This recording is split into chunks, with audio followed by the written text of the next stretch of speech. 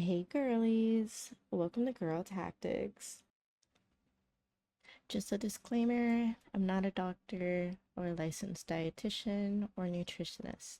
This is just what worked for my body. These are also lifestyle changes and not quick fixes.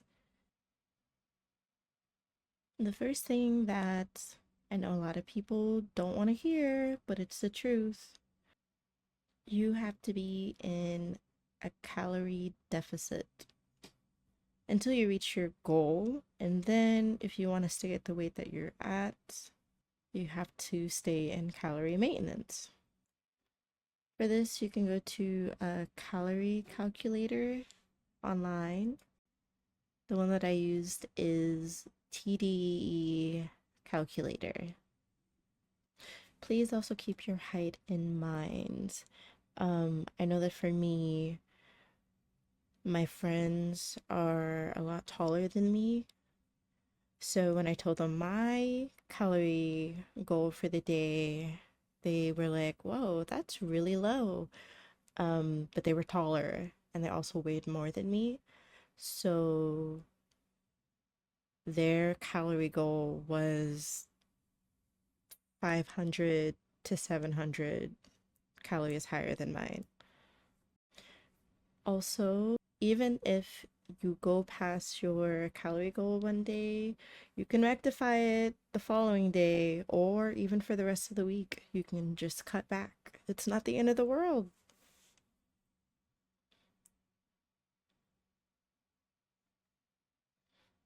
Okay, so how I maintain my calorie deficit.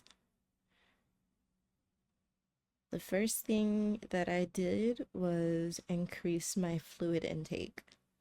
Sometimes it may feel like you're hungry, but it may just be your body telling you that you need to hydrate.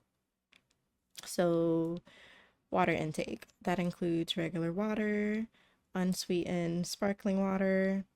Diet sodas technically count as water intake, but I try to avoid them. Drinking teas, bone broth, fresh soups.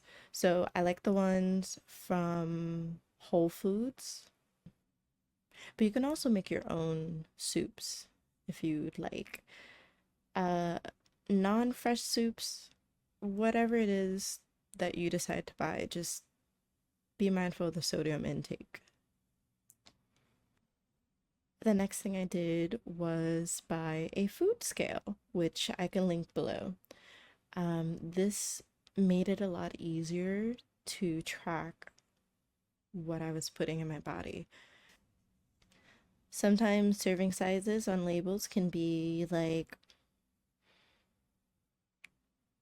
700 milliliters or something like that.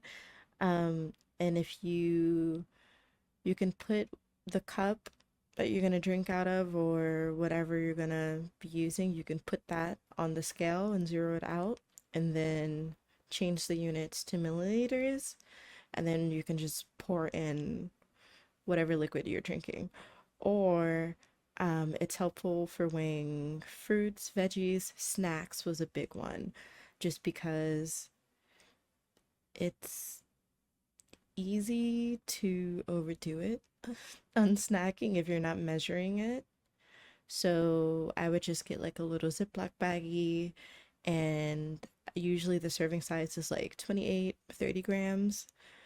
So I would switch it to grams unit and I would put the snacks in there. And sometimes it will turn out to be a lot less than you expect it to be, or than your usual serving size or portion. The other thing I did was switch to eating more whole foods. So that's like fruits and vegetables. You could do this with smoothies. I prefer to stay away from juicing just because I want the fiber content. I also don't I don't recommend dried fruit just because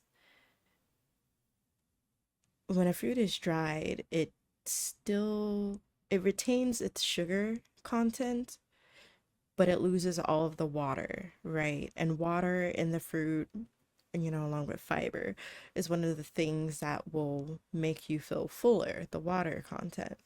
So you can be eating dried fruit and still be hungry. And before you know it, you've eaten like 5 apples in dried apple slices. And that is just so much sugar compared to just eating one fresh raw apple. The other thing I did was healthy swaps. Well, I like to call it less bad swaps because not all of these things are actually healthy, but they're just way less bad than whatever I was eating before or drinking before. So, what I like to do is I categorize my cravings. Some days I'll be craving something salty or something salty and crunchy. I'll crave like a sweet drink. And then I will find things that I'll find the healthier swap for them. So, for example, for sweet drinks, I loved sweet drinks so much. I used to use those little flavor enhancers like the Mio or the Crystal Light ones. They have them in liquid and powder form, but I noticed that they were very acidic for me personally, and they would make my throat burn after I drink too much. So I stopped doing that. But for example, certain teas, there are healthy swaps for sweet teas.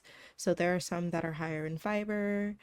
Um, there are swaps for soda as well. That's one of my favorite things.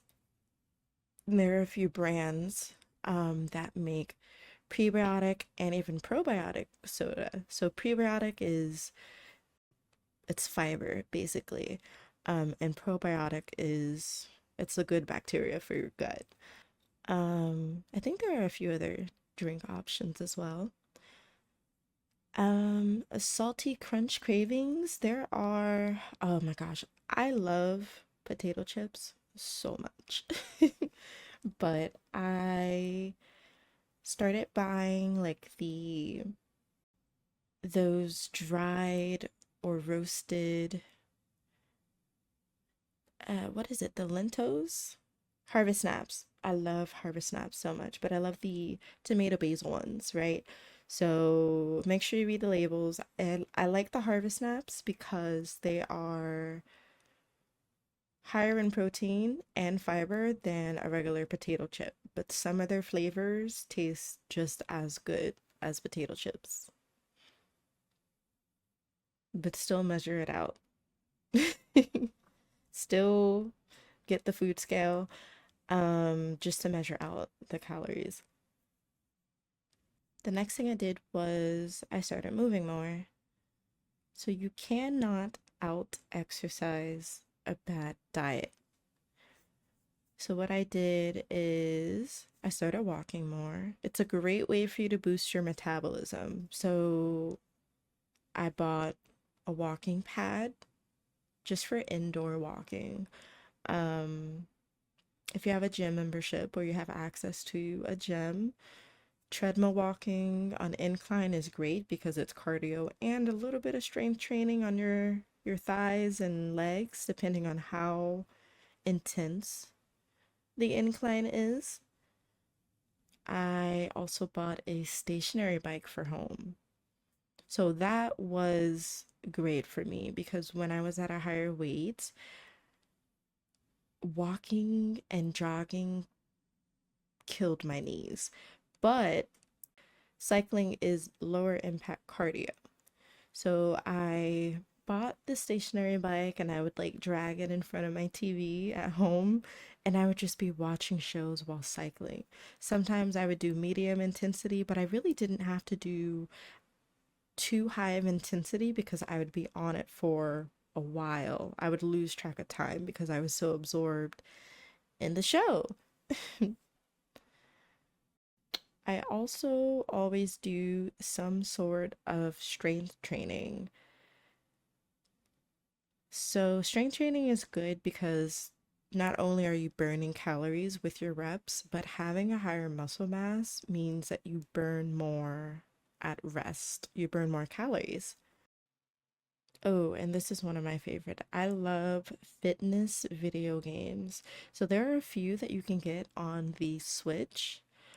Um, there is a boxing one. I don't remember the name, unfortunately.